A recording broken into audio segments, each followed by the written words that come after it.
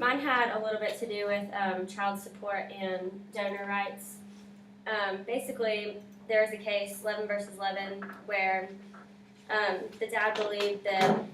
he could escape his duties of child support once the marriage ended because technically he was not the biological father.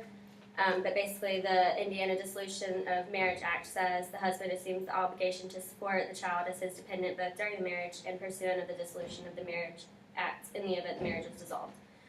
So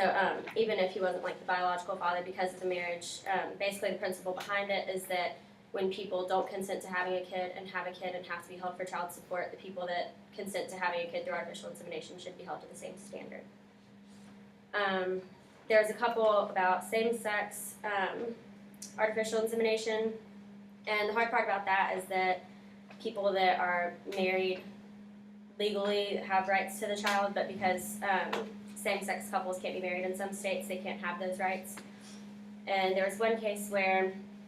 two women had a co-guardianship over an artificial insemination procedure that led to a child, and the one that did not birth the child she was a better mom, basically, and so the state was arguing that she should be able to have custody over the child, but because they didn't have any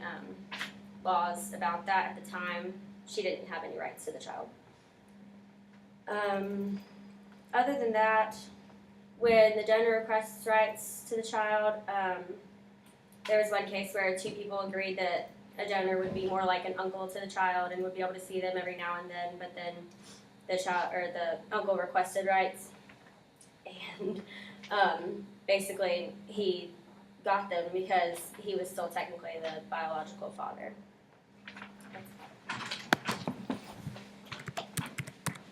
Yeah, and I'll make sure I'll send her the right one, then I'll have to look on the computer.